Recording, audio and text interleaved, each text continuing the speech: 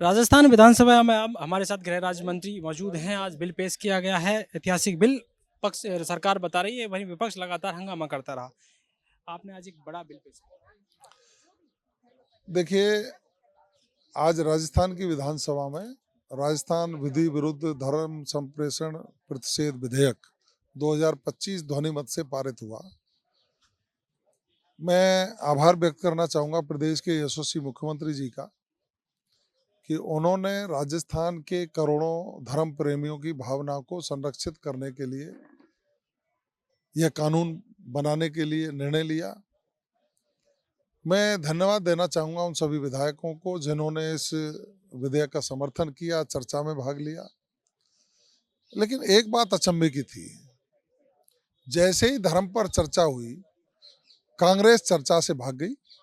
धर्म पर उन्होंने चर्चा नहीं की और उनका चेहरा आज राजस्थान की जनता के सामने बेनकाब हो गया कि वो लोग धर्म विरोधी लोग हैं। उनका चाल चरित्र चेहरा राजस्थान की जनता के सामने स्पष्ट हो गया है।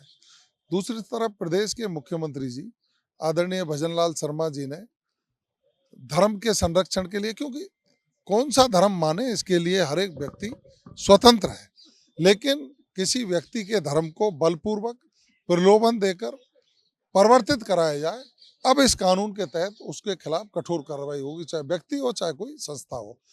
बहुत दिनों से सूचनाएं आ रही थी कि हमारे आदिवासी क्षेत्र में, हमारे दलित वर्ग के लोगों में, हमारे दिव्यांग भाइयों में, महिलाओं में उनको बहला फुसला करके धर्म परिवर्तन या प्रलोभन देकर या डरा धमका करके धर्म परिवर्तन कराने की घटनाएं हो रही थी। ये कानून लाने की आवश्यकता महसूस हुई और राजस्थान के इतिहास में बहुत बड़ा कदम, बहुत बड़ा निर्णय राजस्थान के मुख्यमंत्री जी ने लिया है।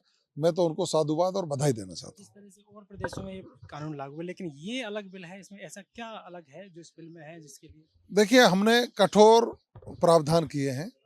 7 साल से लेकर आजीवन कारावास तक की सजा का प्रावधान है। 5 लाख से लेकर 25 लाख तक का जुर्माना लगाने का प्रावधान है।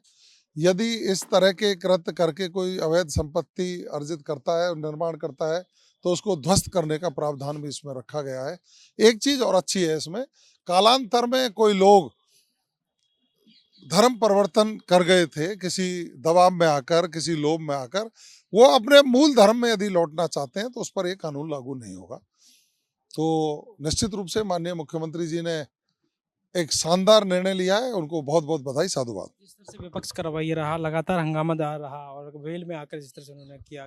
देखिए, विपक्ष के साथियों ने सुबह से ही ये मन बना लिया था कि वो इस धर्म की चर्चा में भाग नहीं लेंगे, क्योंकि कार्यसूची में पहले से ही उल्लेखित था और विपक्ष के साथी सदन की कार्रवाई को बाधित करने का हर समय प्रयास भी करते रहते हैं। तो मैं समझ सकता हूँ कि विपक्ष के लोग अप्रासंगिक हो गए हैं और राजस्थान की जनता के सामने एक्सपोज भी हो गए हैं। मिशनरी और कट्टरपंथियों के लिए किस तरह का ये बिल है? क्योंकि जिस तरह से लगातार सामने जो मिशनरीज धर्म परिवर्तन के काम करा रहे थे, जो संस्थाएं करा रही थी, जो व्यक्ति करा रहे थे या दूसरे धर्म के लोग करा रहे थे, उन सब के खिलाफ इस कानून के तहत कठोर कार्रवाई होगी और अब उनका स्थान सलाखों के पीछे होगा। ये थे हमारे साथ गृह राज्य मंत्री जवाहर सिंह बेडन जी। उन्होंने कहा कि ये बिल मिशनरी कट्टरपंथियों के लिए कहीं ना कहीं घातक होगा और कहीं ना कहीं जिस तरह की लगातार घटनाएं सामने आती हैं, अब वो घटनाएं कहीं ना कहीं कम होंगी। और विपक्ष का उन्होंने कहा कि जिस तरह से विपक्ष लगातार विपक्ष का जिस तरह से रवैया रहा, वो ठीक नहीं था। वो सिर्फ धर्म परिवर्तन बिल पर चर्चा नहीं करना चाहते थे, इसलिए लगातार उन्होंने हंगामा किया। अब देखना ही होगा कि धर्म परिवर्तन बिल के बाद किस तरह की स्थितियां सामने आती हैं, ये देखने वाला होगा। लेकिन कह सकते हैं कि जिस तरह से लगातार कि किस तरह से आज धर्म परिवर्तन बिल पास किया गया, उसके बाद विपक्ष ने लगातार हंगामा किया, लगातार वेल में खड़े रहे, नारेबाजी करते रहे और कहीं ना कहीं इस तरह का उन्होंने कहा कि ये चर्चा नहीं की गई इसको लेकर। लेकिन गृह राज्य मंत्री कह रहे हैं कि आज उन्होंने बिल पढ़ा था, उन्होंने कहा कि ये बिल बड़ा ही, इसमें ऐसा बिल है जो राजस्थान के इतिहास में सबसे बड़ा बिल है और कहीं ना कहीं वो प्रावधान किए गए हैं जो मिशनरी और कट्टरपंथियों के लिए कहीं ना कहीं घातक सिद्ध होंगे। पॉलिटिकल पंचायत के लिए जयपुर से दशरथ सिंह।